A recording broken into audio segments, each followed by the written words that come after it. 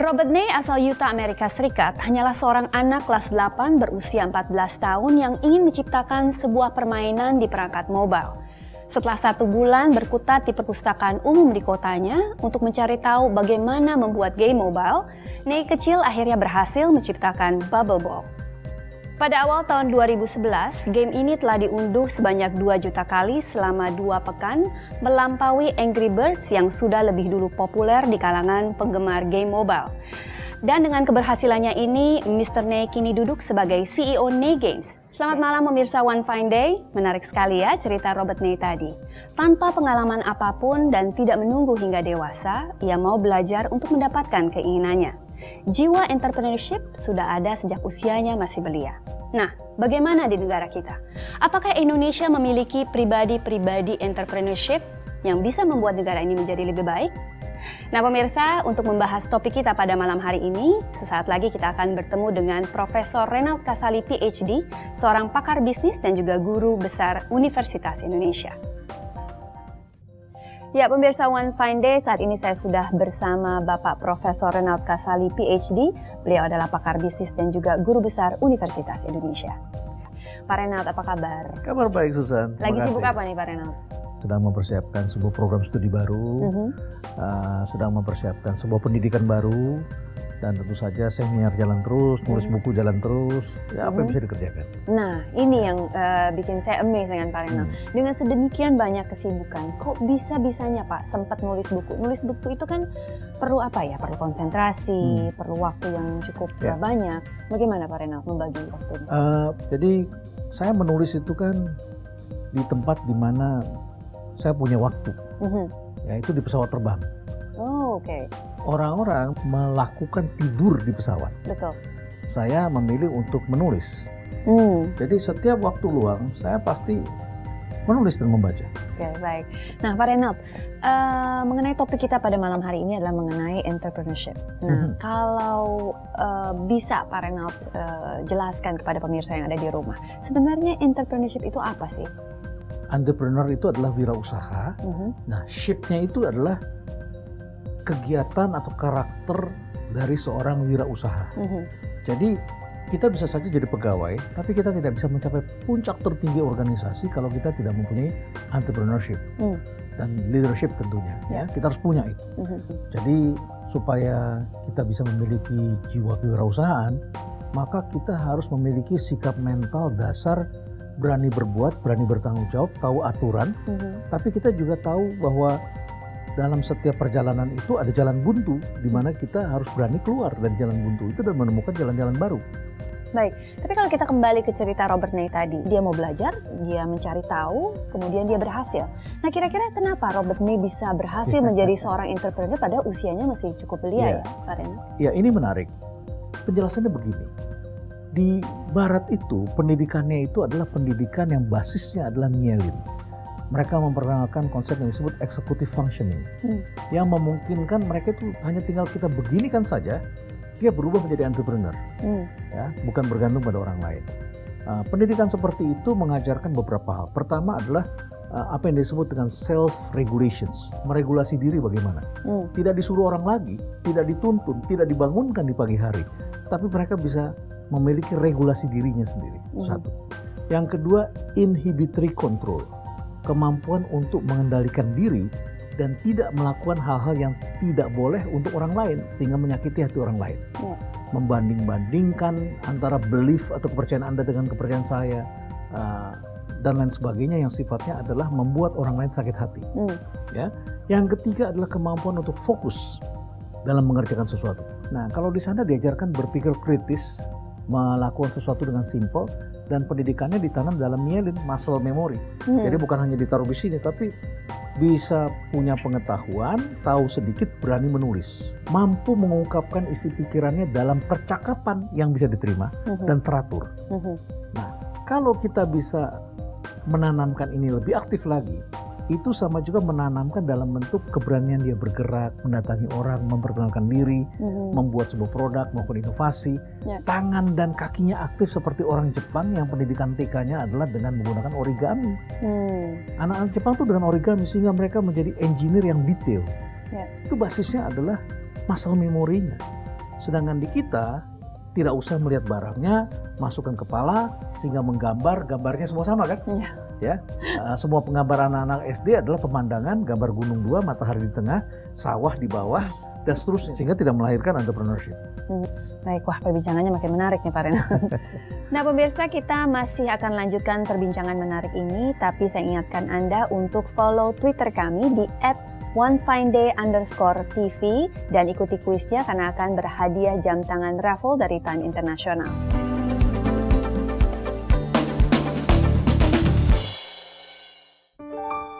Seiring langkah membangun negeri, pengalaman telah kuatkan kami, senantiasa membangun dengan hati, dalam kebersamaan dan harmoni. Kebutuhan Anda, kekuatan kami, keluarga tumbuh kokoh abadi, kesetiaan kami dari hati, Agung Podomoro untuk harmoni.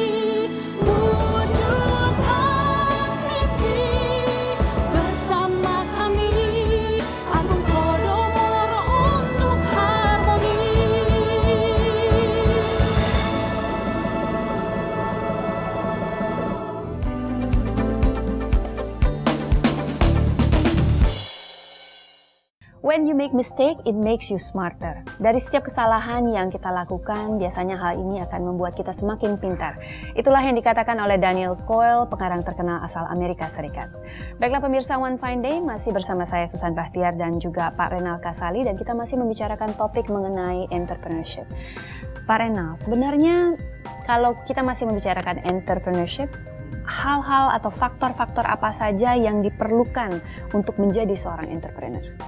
Ya, yang pertama tentu logika berpikirnya perlu benar bahwa bisnis itu kan tidak selalu menyenangkan, tetapi kita tidak boleh berhenti karena kalau kita lihat perjalanan panjang seorang wirausaha yang berhasil itu adalah orang yang tidak pernah berhenti. Seperti kata Alexander Graham Bell, ketika satu pintu tertutup maka akan ada pintu-pintu lain yang terbuka.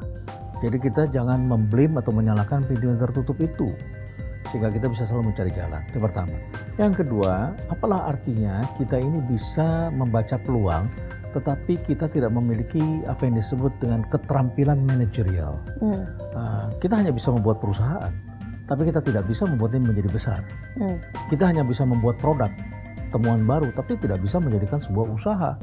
Sebuah usaha yang menguntungkan, kemudian berkembang, kecuali kita memiliki keterampilan manajerial.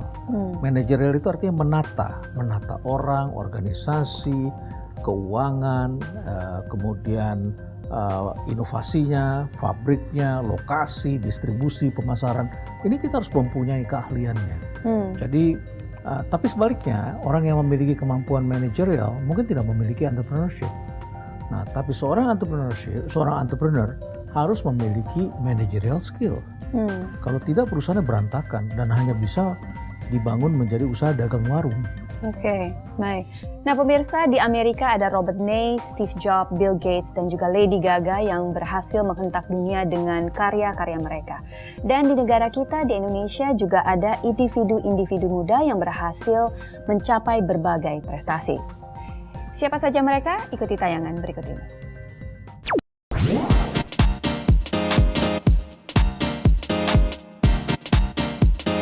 Indonesia ternyata memiliki banyak generasi muda berprestasi yang meraih sukses di berbagai bidang.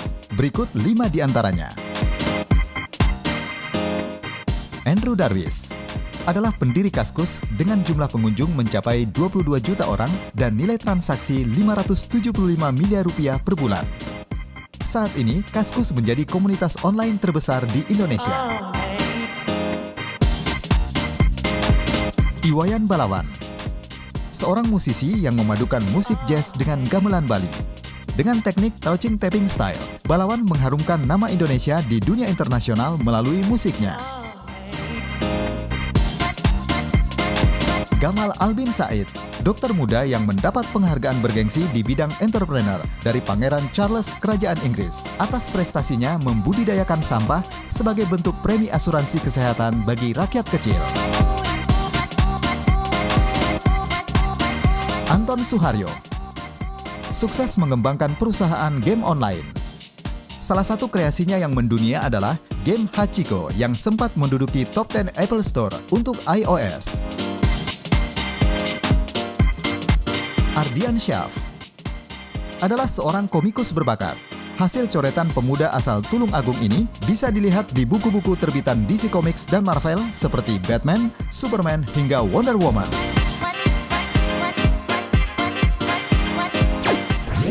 Pak Renald, dalam suatu kesempatan Anda pernah menyinggung bahwa banyak entrepreneur di negara kita itu masih memiliki kualitas pedagang kaki lima.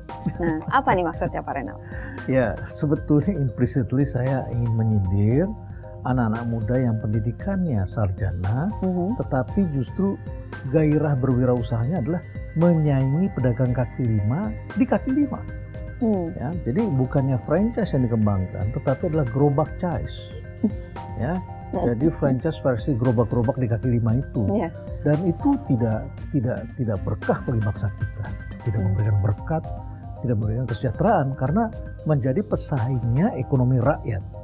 Mahasiswa menjadi sarjana harusnya menjadi pelindung dan memajukan kesejahteraan ekonomi rakyat, bukan menjadi pesaing bagi rakyat. Pasti mereka menang. Mereka harus bisa dengan IT, dengan inovasi, dengan pengetahuannya berkembang menjadi usaha-usaha modern. Tapi apa yang harus mereka lakukan agar mental kaki lima ini nih bisa dinaikkan derajatnya menjadi seorang entrepreneur yang berkelas, yang memiliki kualitas? Apa yang harus mereka lakukan, Pak Renald? Tentu harus ada upgrading dan role model. Kita bayangkan misalnya kedai kopi di Indonesia itu banyak sekali. Betul. Tapi untuk berubahnya menjadi kedai kopi modern, kita itu meniru Singapura dengan kopi tiam, ya kan? Meniru Singapura, Malaysia kopi tiam. Kenapa tidak warung kopi seperti yang kita lihat mulai dari Ule Karing di Aceh sana, ya, sampai ke kemudian kedai kopi di Riau, di Palembang, Pontianak dengan kopi pancungnya itu, ya. Kita punya contoh, tapi kita tidak modernisasi karena tidak ada keberanian kita, tidak ada keterampilan manajer yang memadai. Ini harus ada perubahan besar. Baik, tapi apakah dibutuhkan suatu lembaga pendidikan, Pak, untuk mendukung ini semua? Kita sangat membutuhkan lembaga pendidikan yang bisa mengajak anak-anak ini keluar dari cara berpikir lama, keluar dari cara berpikir yang diasuh oleh dosen-dosen atau guru-guru yang berpikir teoritis. Karena ini adalah ilmu terapan, ini bukan ilmu basic. Di banyak universitas kita, ilmu itu adalah ilmu basic yang kita ajarkan. Kalau Anda mau belajar membuat peramalan-peramalan statistik, ya, peramalan-peramalan ekonomi dan lain sebagainya, Anda perlu menguasai ilmu basicnya dulu, matematika, diferensial, integral, matriks, cara menulisnya, sampai ekonometri dan seterusnya yang tingkat tinggi. Ini sangat meletihkan ilmu basic karena tujuannya adalah melahirkan para penemu-penemu yang levelnya adalah basic science penerima hadiah Nobel.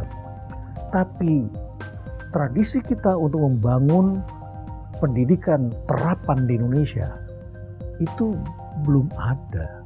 Kita harus merevolusinya dengan masuk dari pintu ilmu terapan di sini. Sehingga yang basic knowledge ini tetap ada. Ini barangkali kader-kader untuk di pemerintahan nantinya, atau menjadi profesional. Ini perlu ada ilmu terapan yang bisa mengajarkan cara membuat roti, cara membuat bakery yang modern. Baik, Pak, boleh sedikit lagi Pak membagi tips kepada pemirsa yang ada di rumah. Apa sih kunci sukses untuk menjadi seorang entrepreneur?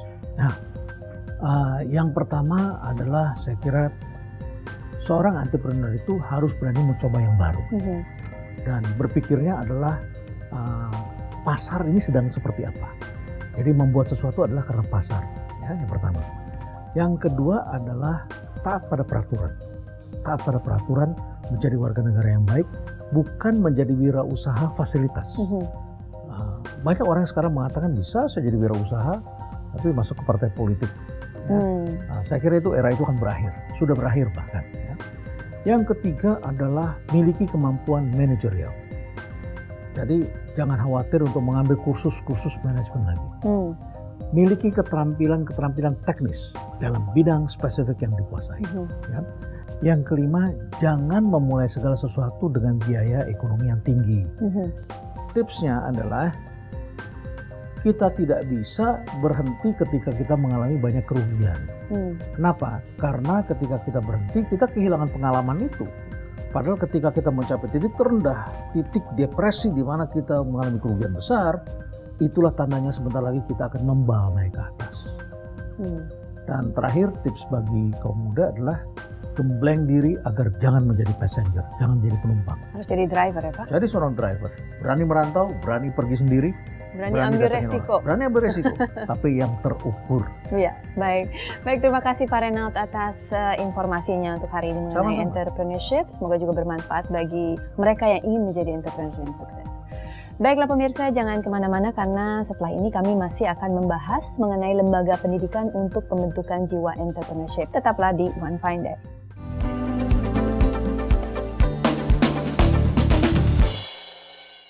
Agung Podomoro untuk harmoni.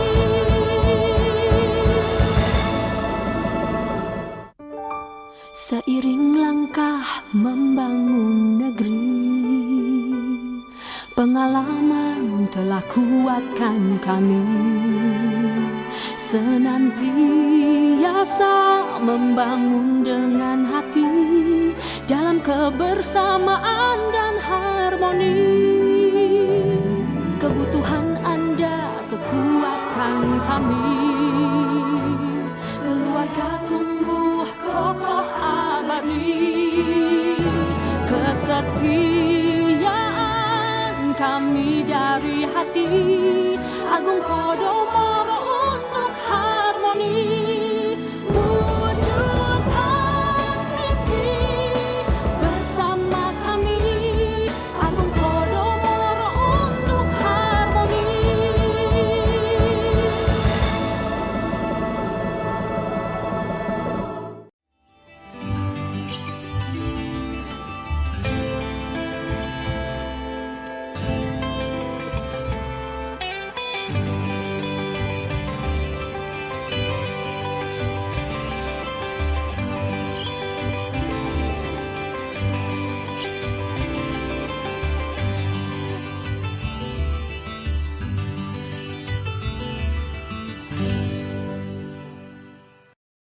Agung Podomoro untuk harmoni.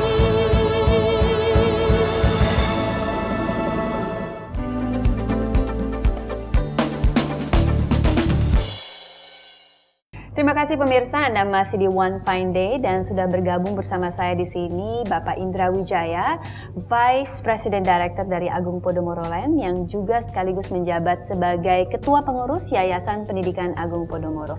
Halo Pak Indra, apa kabar? Baik, apa kabar Susan? Terima kasih sudah mau bergabung di sini di acara One Fine Day. Pak Indra, saya ingin bertanya, tadi kan saya dan Pak Reynald Kasali berbincang-bincang mengenai topik kita pada malam hari ini yaitu entrepreneurship. Dan seperti masyarakat juga tahu bahwa Agung Podomoro ini selama ini dikenal sebagai sebuah pengembang properti yang sangat berpengalaman di bidangnya, boleh dikatakan sudah lebih dari 40 tahun. Nah, bagaimana kalau menurut Pak Indra sendiri peran para entrepreneur ini bagi perusahaan sebesar Agung Podomoro Group? Ya, terima kasih. Saya kira peran sebagai pemimpin atau profesional yang memiliki jiwa dan skill di entrepreneur itu sangat penting buat satu perusahaan yang besar. Saya coba melihat daripada pengalaman kami pribadi, terutama di perusahaan kami, di mana perusahaan daripada Agung Podomoro ini sudah banyak sekali dan juga berkembang ke banyak daerah. Jadi lokasinya berbeda-beda. Dengan berkembangnya suatu usaha, tentu span of control-nya makin lebar. Dengan semakin lebarnya itu, tentu kami dari kantor pusat atau di holding tidak bisa setiap hari mengontrol mereka ke daerah-daerah terutama. Padahal kita membutuhkan pemimpin-pemimpin di daerah yang bisa melihat suatu peluang, menangkap peluang itu, bergerak cepat untuk grab dan juga mengeksekusi itu. Nah, ini kan memerlukan suatu jiwa dan skill. Kami sendiri tentu mengalami satu hambatan di situ. Makanya kami memiliki satu concern bagaimana di kemudian hari kita bisa menciptakan entrepreneur baru di negara Indonesia ini.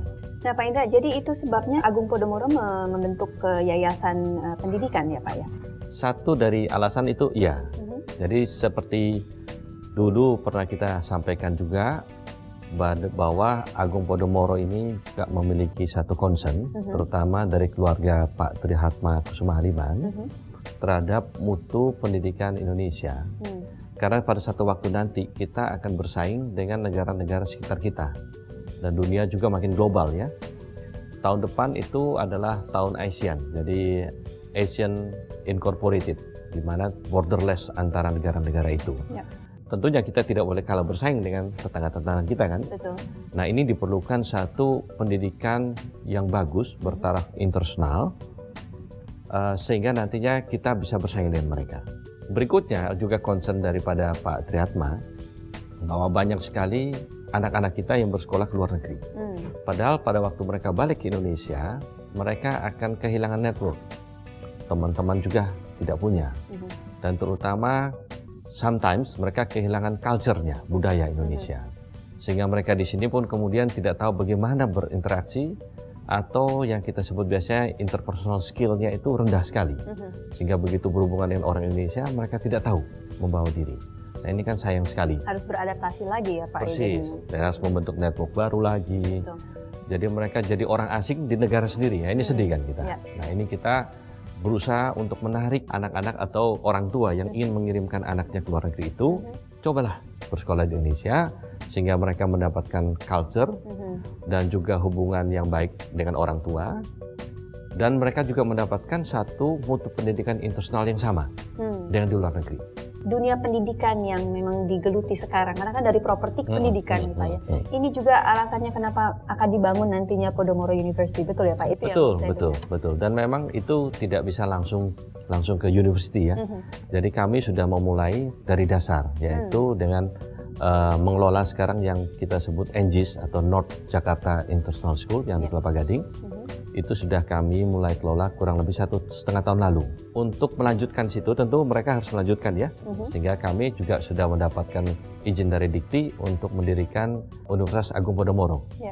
Ya, dan ini kami baru mulai mempersiapkannya. Ya. Jadi Podomoro University yang dibangun oleh Agung Podomoro Group ini berlandaskan entrepreneurship begitu ya Pak? Benar sekali, karena kita memiliki concern terhadap jumlah entrepreneur di Indonesia. Kami sendiri dalam pengembangan usaha pun mengalami banyak kendala karena mendapatkan seorang pemimpin yang berjiwa entrepreneur itu juga tidak gampang. Nah, yang saya sebutkan dari awal adalah jiwa dan skill. Jadi kita coba mengajarkan dua-duanya ini dalam universitas kami. Jadi kita merancang programnya sehingga dua-dua ini bisa didapatkan. Karena memiliki jiwa entrepreneur tanpa skill, seperti orang-orang tua kita zaman dulu, itu mereka akan mengalami banyak sekali jatuh bangun. Sedangkan memiliki skill entrepreneur tanpa memiliki jiwa entrepreneur, ini membuat orang jadi mandek, takut mengambil keputusan. Nah, kami harapkan di universitas yang kami bangun ini, mereka dapat belajar itu. Dan seperti kita ketahui juga, kenapa entrepreneur itu penting, semua negara maju jumlah entrepreneurnya itu tinggi, persentase terhadap jumlah masyarakatnya, populasi ya. Kalau di Indonesia ini masih less than 1%, bawah 1%, sehingga kami berusaha untuk berkontribusi di sini. Ya, dengan memasukkan program entrepreneur, dan untuk itu kita bekerjasama dengan suatu universitas atau college yang terkenal di Amerika, Babson College dari Boston. Mereka ini ranking nomor 1 untuk entrepreneurship di dunia. Sehingga kami coba untuk mengambil satu jalan pintas, belajar dari mereka. Bahkan nanti dosen-dosen kami pun di training di sana selama 6 bulan sebelum mereka boleh mengajar di sini. Dan juga murid-murid kita di sini yang the best, itu mereka diberikan kesempatan untuk belajar di sana 2 tahun. Padahal untuk masuk Babson itu kalau nggak salah dari 5.000 orang yang apply itu bisa diterima cuma 200 orang. Nah ini kita diberi kesempatan dari Babson. Tentunya Babson tidak akan memberikan begitu saja. mereka akan memastikan bahwa mutu kita itu pun suatu mutu yang setara dengan mereka. Untuk itu mereka juga akan menempatkan profesor mereka di universitas kami untuk memastikan mutunya kita akan dapat dicapai dengan itu. Jadi Susan, di Podomoro University itu selain ada program pendidikan entrepreneurship, kami juga ada 10 program pendidikan yang lain. Tetapi tahun pertama ini cuma dengan 5 prodi, jadi prodi accounting, ada perhotelan, ada arsitektur dan teknik sipil. Ya. Dan uniknya nanti di dalam prodi-prodi yang lain ini, kami juga akan mengajarkan mereka mengenai entrepreneur. Ya, tentunya ini kurikulumnya diambil dari Babson tadi. Jadi nanti pada akhirnya ya sudah siap sedia entrepreneur itu ya, Pak ya? Ya. Sudah siap langsung terjun ke dunia kerja. Betul, betul. Baik. Itu yang kami harapkan, karena banyak sekali pengalaman kami merekrut fresh graduate untuk masuk itu mereka memiliki banyak kendala karena tidak punya experience. Ya. Nah, di dalam merancang kurikulum di universitas kami tekankan kepada applied atau pada praktek yang lebih banyak, sehingga nanti waktu keluar mereka tidak kaget, langsung bisa bekerja. Tapi secara tidak langsung entrepreneurship ini sudah menjadi jiwa di Podomoro University itu Ya, sendiri. itu ya, akan kami tanamkan. Baik Pak Indra, terima kasih sudah hadir di acara One Fine Day dan juga berbagi informasi. Semoga bermanfaat bagi kita semua dan tentunya bermanfaat bagi mereka yang ingin menjadi seorang entrepreneur sejati. Terima kasih sekali lagi ya Pak You're Indra. welcome. Baiklah pemirsa, untuk kuis Twitter kita pada hari ini adalah games apa yang diciptakan oleh Robert Ney sehingga ia menjadi salah satu entrepreneur termuda di tahun 2011. Anda langsung tweet jawaban Anda sekarang juga. Baik pemirsa, terus ikuti program One Fine Day setiap hari Jumat pukul 7.30 malam hanya di Metro TV. Saya Susan Bahtiar beserta Pak Indra Wijaya undur diri. Sampai jumpa. Strawberry lips shining in the summer sun,